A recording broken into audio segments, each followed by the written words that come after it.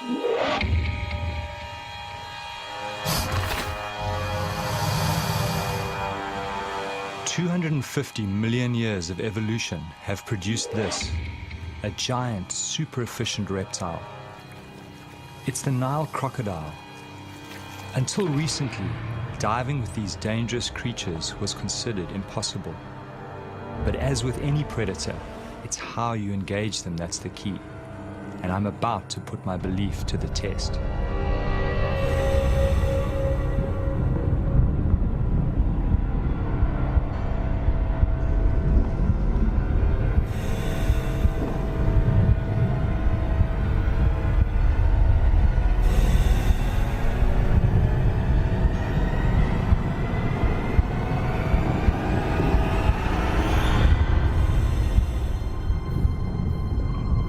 I've decided to take a calculated risk. I want to dive with feasting crocodiles. Can I approach them without being attacked? Will they see me as a fellow predator or as potential prey? Can I survive within their feeding hierarchy? I'm taking a big risk, and I think people understand that. And I don't think it would reflect poorly on a crocodile if it eats me. People expect that to happen.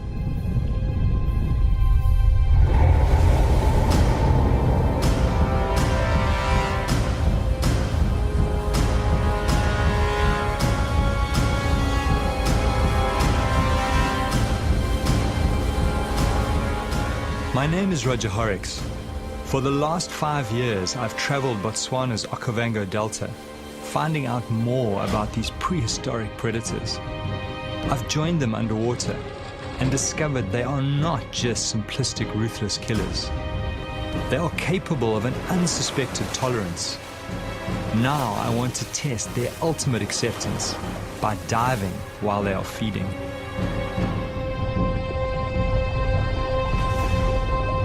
The idea of diving with feeding crocs first crept into my mind when I traveled from my African home to Costa Rica in Central America.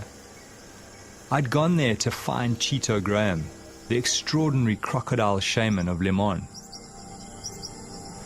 23 years ago, Chito found a sick and dying crocodile that had been shot by farmers. Slowly he nurtured this animal back to health, taking many years to slowly gain the animal's trust. He showed me something I never thought possible with crocodiles. Chito is the only person in the world to get in the water and interact with the giant croc. He's even developed a game with the crocodile that mimics some of its instinctive killing techniques, like the death roll. When I saw this level of acceptance by this animal, this unexpected intelligence, I started to think that if I behaved in the right way, I too could have a chance of being accepted in the water.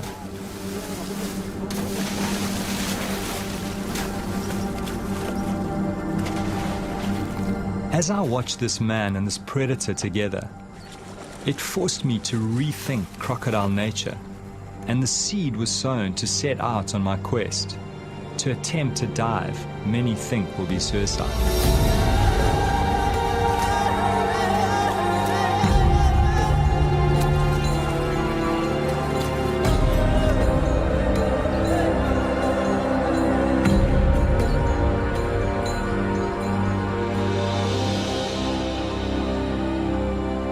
What particularly intrigued me was that somehow the croc can tell the difference between the food Chito gives him and Chito's hands. To come out of this alive, I will need to prepare my mind very carefully.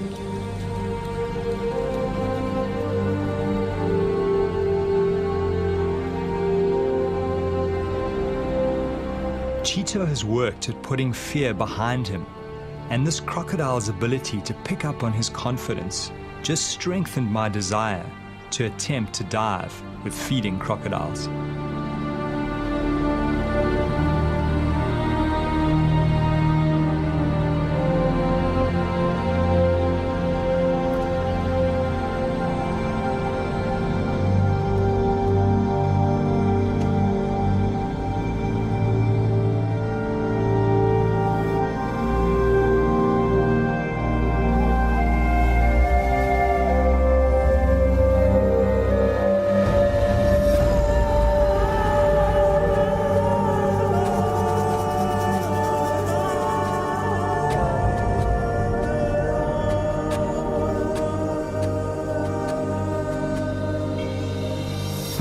Every winter I return to my old diving ground, the Okavango Delta in southern Africa.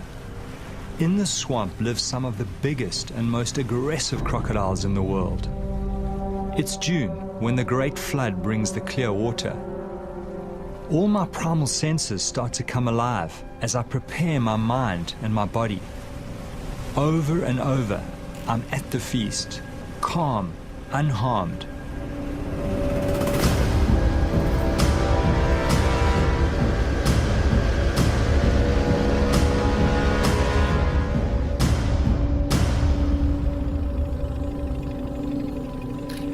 Even though I've worked with these animals for 5 years, I'm still very wary.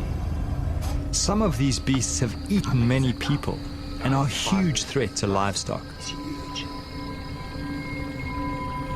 My theory is that reptiles, when feeding en masse, drop their territorial aggression to avoid injuring each other. This huge male is very aggressive and not an ideal diving partner. But I'm hoping that this behavior may shift when he is with multiple animals and can smell food.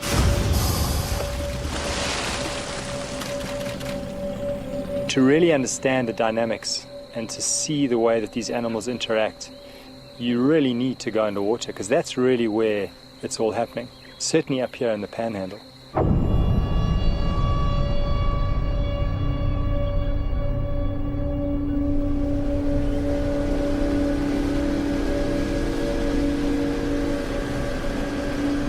Greg Thompson is the top guide in this area.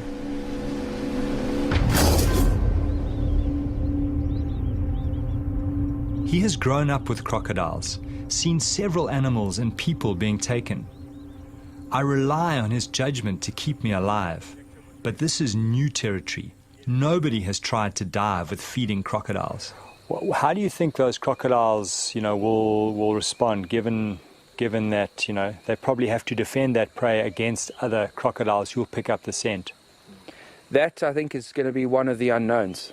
To be honest, I'm not 100% certain how they're going to react with something that's threatening their food. Certainly with other predators, they're very, very defensive around their food, around their prey species, something that they've killed.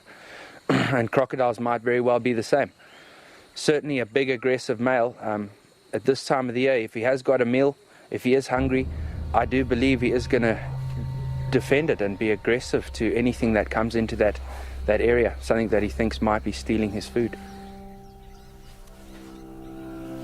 As human beings, we've just, we've evolved together with crocodiles, and we've evolved as one of their prey species. Human beings tend to settle near water. They need water for drinking, for washing, for all their sort of daily activities. So you're always going to have people close to their environment. He sees people as something that he can eat.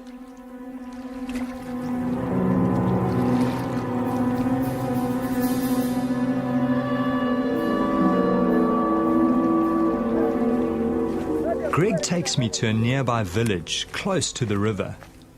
Here, two women, a mother and a daughter, had a terrifying encounter with a crocodile while collecting food and building material for their huts.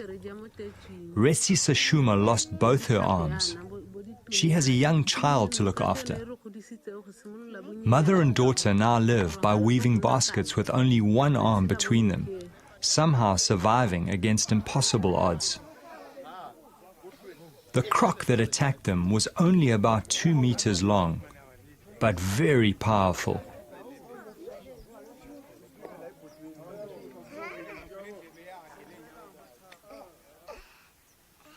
The woman's scars are a constant reminder to the rest of the village of the crocodile threat.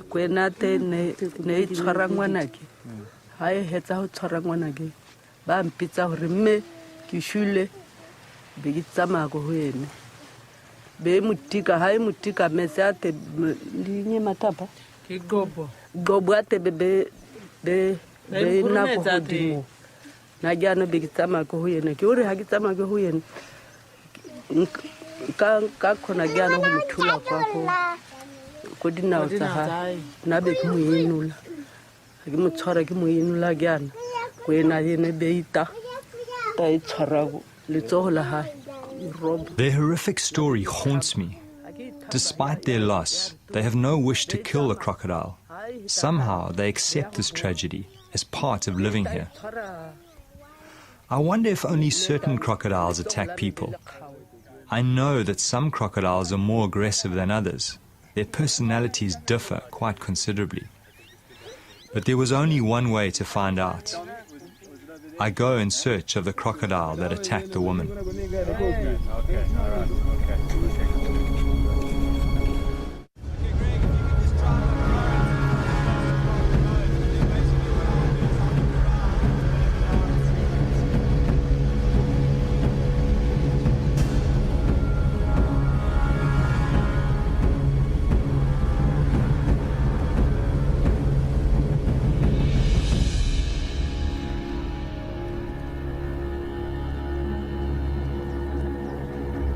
It's a short boat ride to the area where the women were attacked.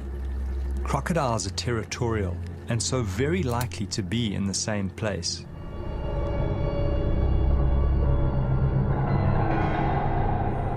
As I kit up, I have this strange feeling going in the water with this crocodile. I feel so sorry for the woman, and yet no ill feeling towards this animal, which was just responding to the splashes and noises of its prey. 85 million years of instinct. I always get underwater as quickly as possible and make minimal splashes on the surface. Fish are the main diet of crocodiles. They hunt them by letting them come close and grab them in a flash of speed. They hunt mostly at night in pitch darkness, using a sensory system that picks up vibration. That's why I move very slowly in the water, very deliberately. I need to move like a big crocodile.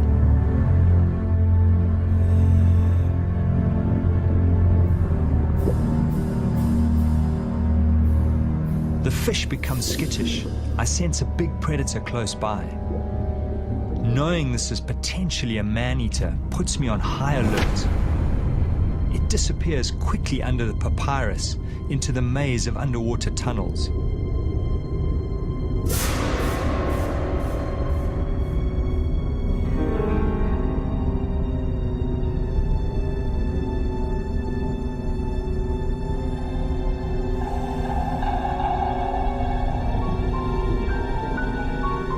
I follow cautiously. Some of these tunnels are kilometers long. Inside, there are big caves hollowed out by hippos and crocodiles where they take prey to soften for eating. The lurking croc distracts me as I move deeper into the maze. As I turn around to exit, there's that terrible feeling in my stomach. I'm confused. Everything looks different to my entry. I'm lost.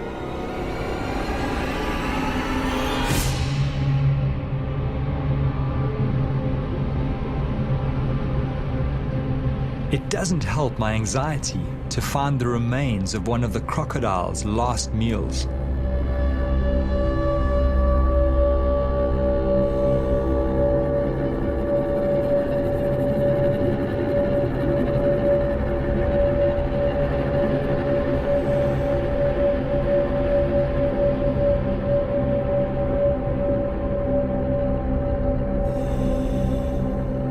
In the distance, I see a glimmer of light that I hope may lead to the main channel. I follow my instinct.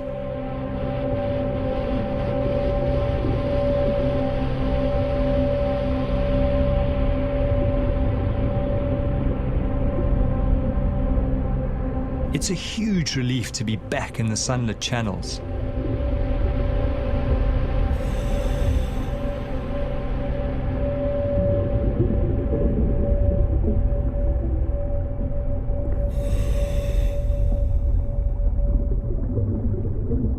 I make my way slowly back to the boat. Suddenly, I glimpse a familiar texture amongst the river cabbage.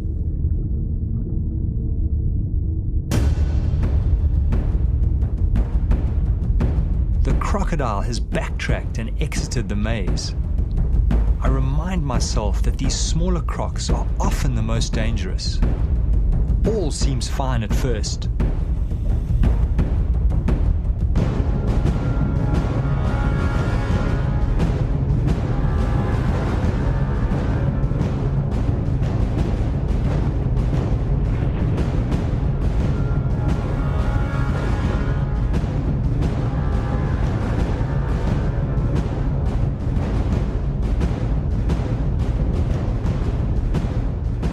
Suddenly the croc turns on me, ready to attack. Then he goes straight for me.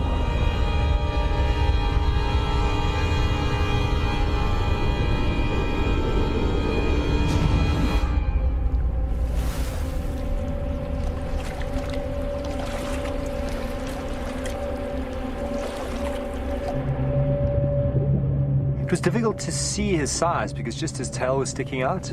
So I got a couple of shots of the tail and then obviously got too close to him. And he suddenly moved out and started sort of slowly swimming down current. So I swam after him and he went faster and faster and faster. And I would say he was about a 9-foot croc, pretty much my size, maybe just a little bit bigger.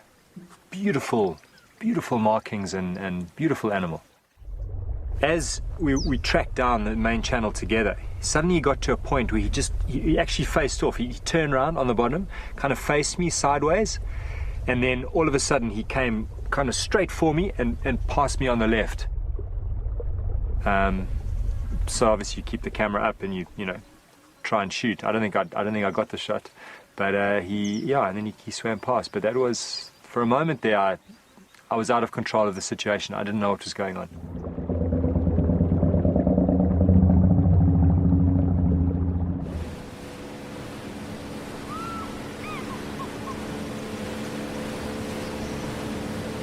Traveling back past the village, we get word that a cow has been taken by a big crocodile and has been seen dragging it downriver. For the villagers, this is bad news. Cattle are their currency, their symbol of wealth. But for me, this may present the chance I've been waiting for. With the smell of the fresh carcass, a huge scent trail is moving downriver, calling all the crocodiles to focus on this one large food source. I worry that they may drag it underwater, and I'll never see it again.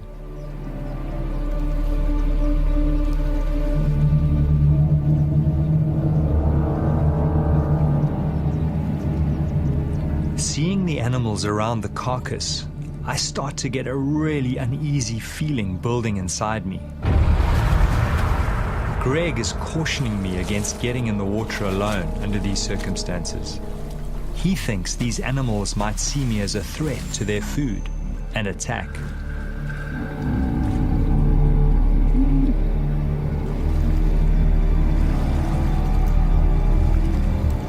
Looking at these feeding crocs, I watch carefully for their aggression towards each other, imagining myself amongst them. They seem to be very accepting of each other, but how will they react to me?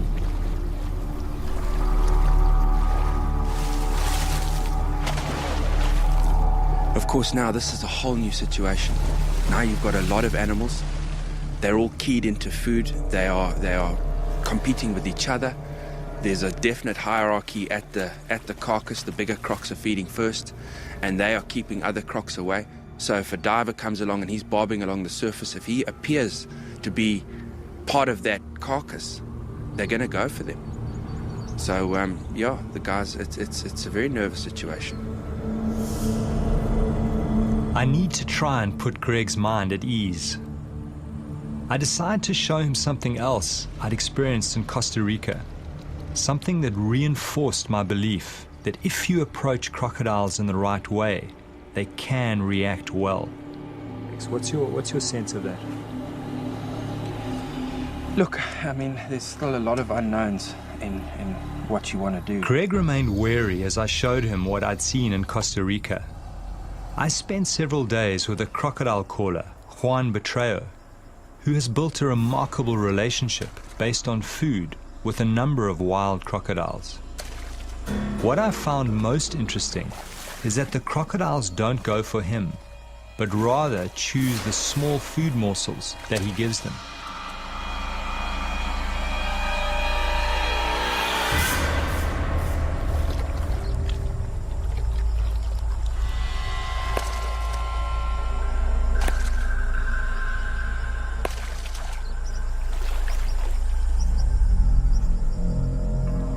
It's somewhat of a mystery why they don't take him, but this was what gave me hope for diving with the feeding crocodiles. I was counting on them accepting me as another predator at the kill and not attacking.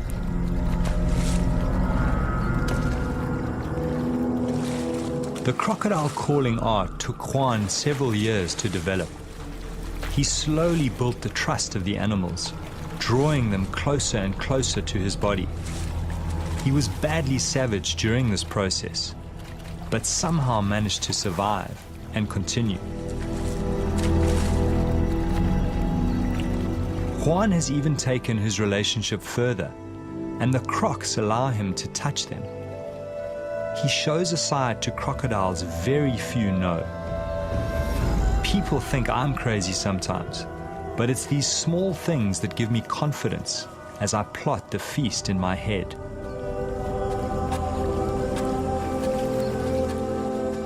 Greg remains skeptical. He feels the situation is quite different, as he knows African crocodiles to be more aggressive than their American cousins. I'm hearing Greg's worries. I'm sensing I need someone in the water to watch my back. There is only one person who comes to mind, an old shark diving buddy. His name is Walter Bernardus, and he's always wanted to dive with crocodiles. Walter. Ah, fantastic. Let's get back to us. Walter, can you hear me? How are you doing? No, excellent. Listen, we've got a great situation here. These crocs have taken a cow and they've stashed it up one of the side channels, and I think it's going to be an excellent opportunity. I really need you to get up here quickly, and I think bring a medic as well, because I don't know how these crocs are going to behave with food in the water. Okay, great. Listen, Greg will pick you up in mine. Okay. All right, Walter. See you soon. Great. Thanks, Greg. So he's coming. Walter has managed to develop extreme intimacy with giant tiger sharks. He worked out that by touching their sensory organs next to the shark's mouth, a catatonic-like state could be triggered. It was only his deep knowledge of sharks and his fearlessness up close that made this strange and intimate feat possible. I wondered how Walter would react to the crocodiles.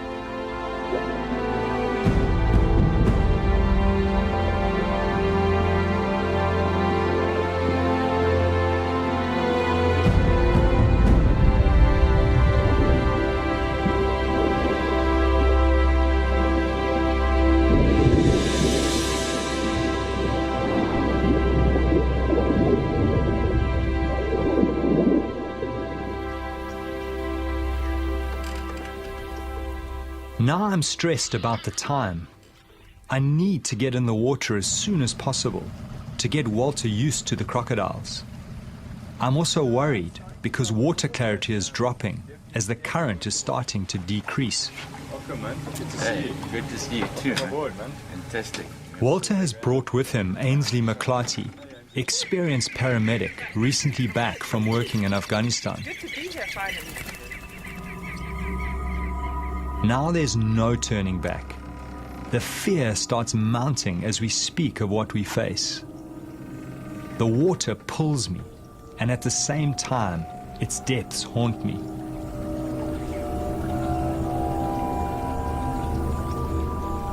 So Walter, how are you feeling? I mean, this is the first time you've been up here in the Delta. What's your sense of all of this?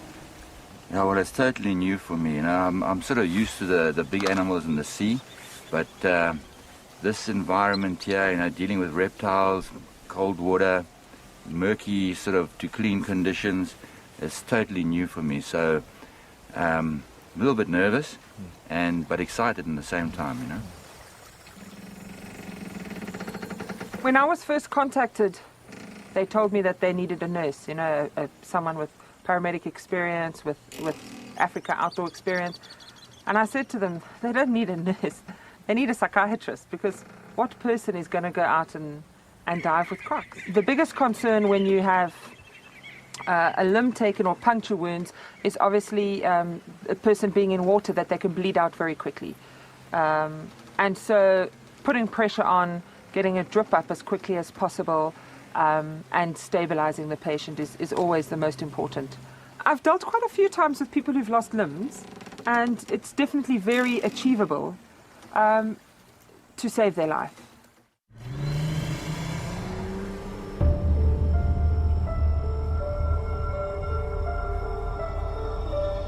We probably have a 24-hour window to realize our quest.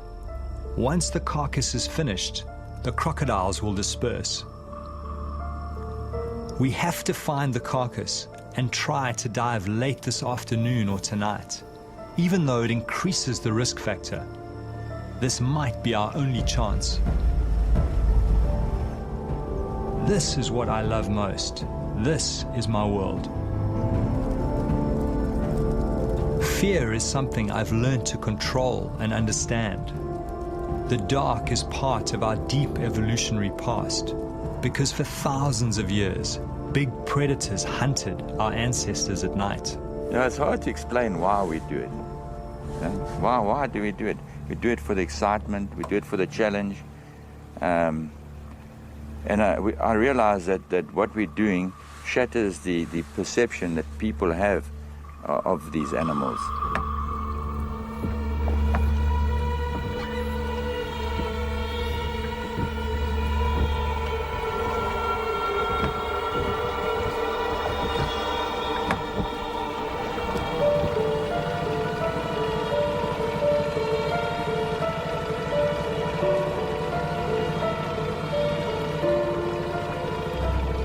Greg motors to the area where he last saw the carcass and looks for signs. Now the adrenaline is surging through me. The swamp, the reeds, the tiny insects, every sound, all hyper-real. Greg, how many of them are there? Suddenly we spot a large number of glowing eyes and plenty of crocodiles near the surface. Greg is sure the carcass is nearby. The crocs seem not too fearful of the boat at night. The plan is for Greg to watch activity on the surface and flash us with his light if he feels too many crocodiles are moving in on us. Walter's a croc. Our job is to find the carcass and determine how much flesh is left. We slip in and move cautiously.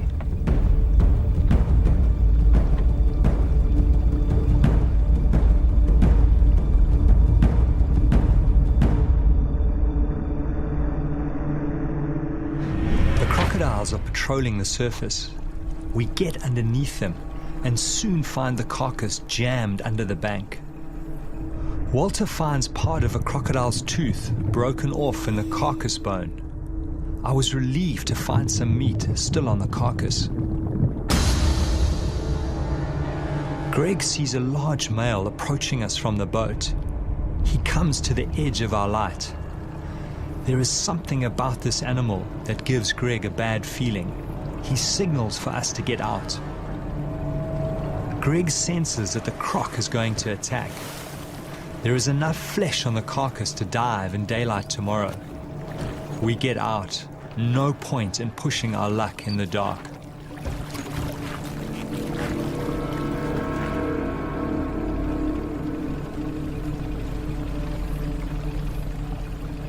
How's that tooth in that femur? Actually brought it up with me, eh? Let me have a look. Oh, that's incredible. Obviously broke off when they were biting into them because their bite force is amazing. And apparently this ridge on the side is what they use to actually, when they lash out, you know, bash into other Now's animals. a good time to tell me about all that stuff, eh? Yeah, Oh my goodness.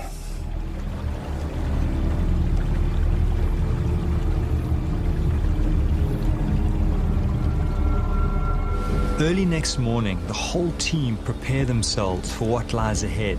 It's our last chance before the crocodiles finish off the carcass and disperse. Well, I really am feeling that same that tension, and it is. It's a, we are going into an unknown territory, and what is a bit nerve-wracking for me is just the number of animals. I'm anxious on the inside. I'm concerned about these guys diving and what's going to happen. How many crocs are there going to be? How are they going to respond to being interrupted while they're eating? Are they going to be functioning in a pecking order and see the divers as a threat? I mean, who knows? So, yeah, this is crunch time, and I'll be far more comfortable when it's over.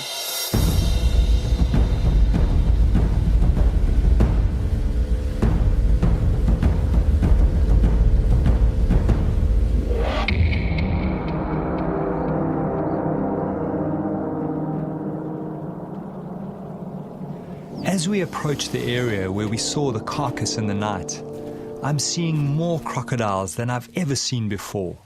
Trying to heat their bodies, they need heat for the energy to feast. This big male has the marks of recent fighting. Not a good sign for us divers. I was hoping that they would be more tolerant to each other with so many animals together.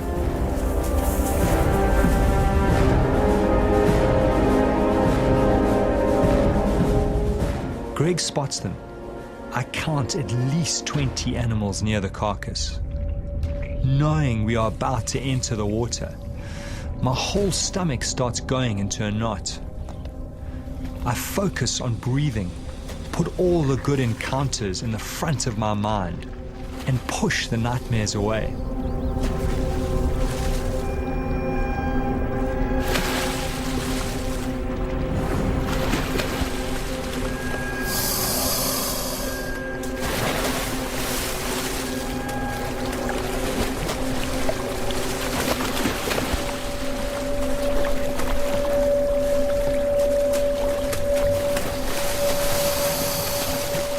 It's incredibly lucky to find it. Often, once that animal bursts and the crocs start feeding on it, they'll take it under the papyrus and hide it. And there it's a perfect situation. It looks like they've pushed it into a little bay. It's in still water, it's sort of wedged up against a tree, and they've started to feed on it.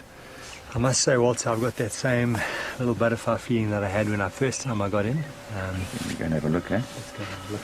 And just be aware that the smell of that rotting meat is like a magnet to these animals. They'll be swimming upriver, all coming to investigate the source of that.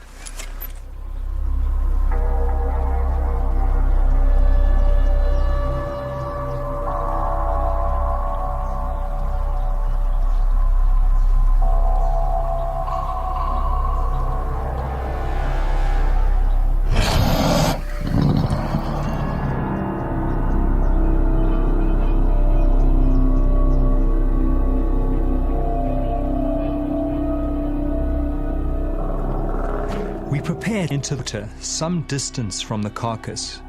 Crocodiles don't like boats in the day. Just be careful, eh? As we enter, I'm startled by a crocodile right under the boat. I control my fear as I try to see where it's gone. The visibility is so bad, I can only see 4 meters, less than the length of some of these crocodiles. To make matters worse, the current is exceptionally strong. Should we abandon the dive? These conditions are frightening. I push my fear aside and move towards the carcass. Crocs seem to be everywhere, following the smell of the meat.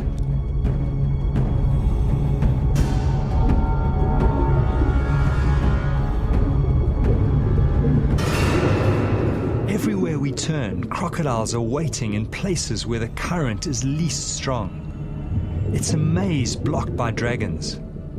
I find it hard to read their body language, but none seem to be showing aggression yet.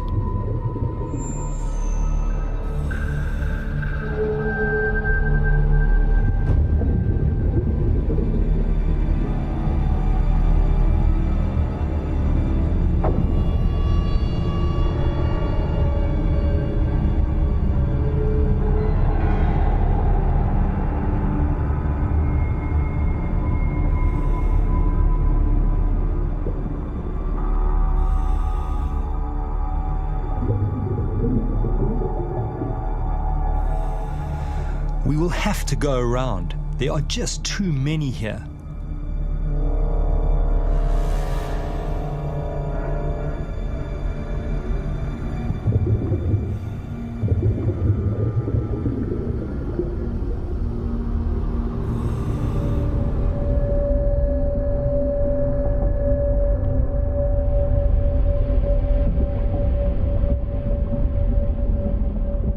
I'm surprised no crocodiles have confronted us yet. We are well into their feeding territory. In the gloom, I make out a large pelvic bone ripped from the carcass. Amazingly, no animals challenge us as we approach it. Do they somehow know we pose no threat to their food?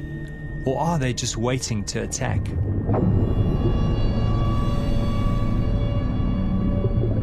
A lot of the meat has been shredded and the animal has been gutted.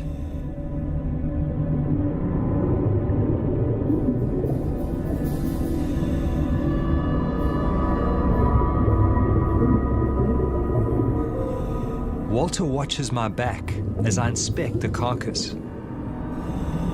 There are huge puncture marks on a leg bone.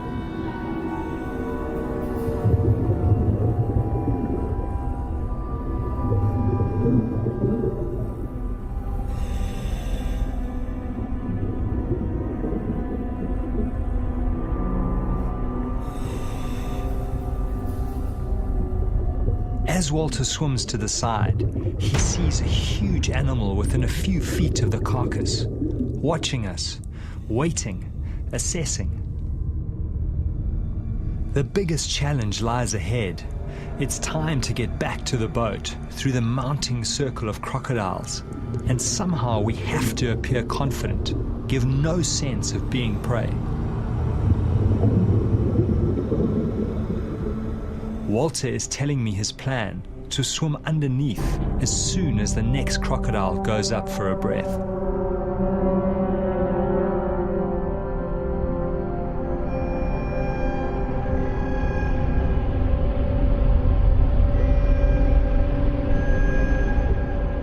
As we take the gap, we bump right into another huge male.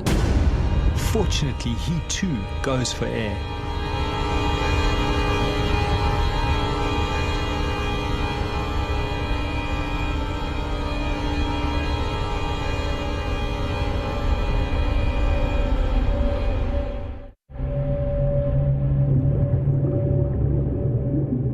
As we swim through the maze of crocodiles, the strangest thing happens. We bump right up against another big animal. Unlike the others, he does not move. This animal is completely aware of our presence, but somehow accepting. Walter's unusual sense with big predators kicks in. I watch in awe and fear as Walter gently strokes the dragon's tail.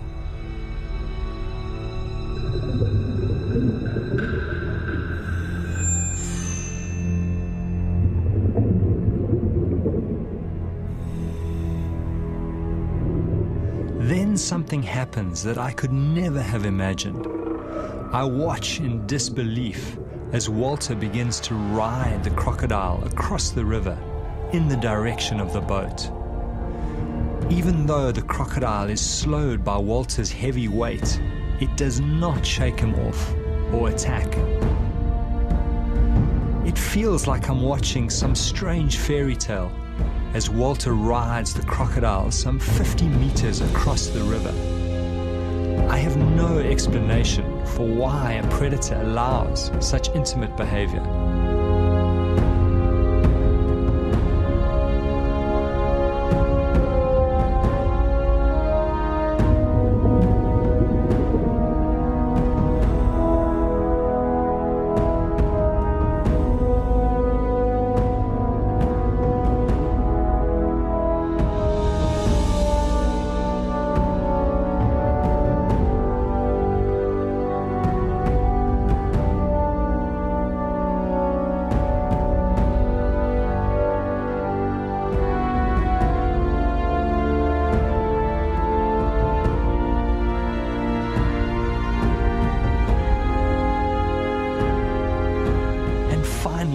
flicks away. Yet again, these animals reveal another side, the mystery side that few people ever get to see. I'm humbled and awed.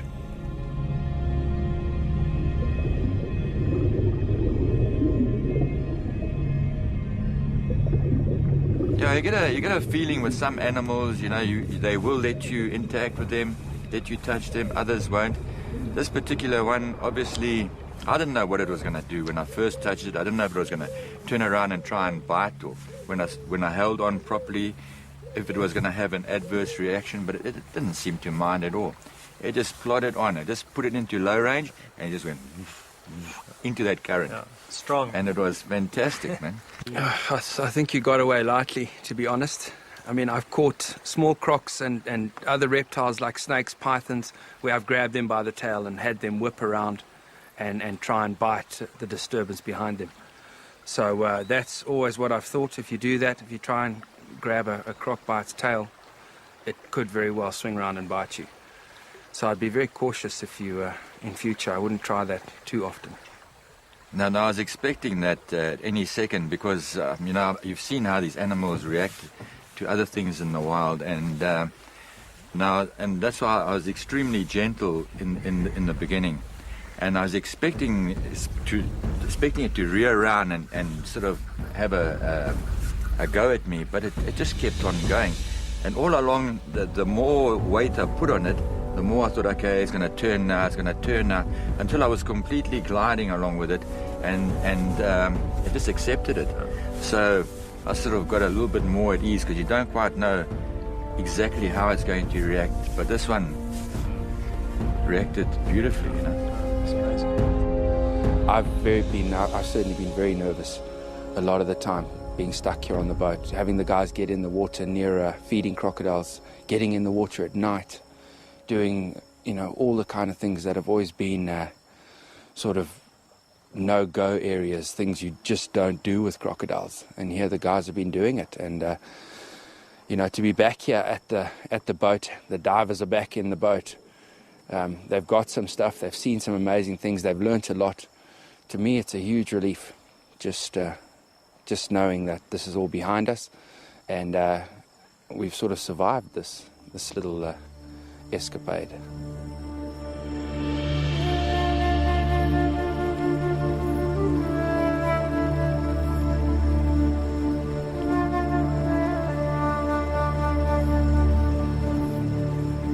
You got to accept it that coming out of the experience, you're not going to be the same as you went in. Something shifted, but it certainly I'm not the same person when I go home in a day's time. Well, I think when we first started diving with these animals, you know, the whole thing was, would they eat us or not? And having kind of broken through that barrier, as it were, that's just broadened my whole perception of how intelligent these animals actually are.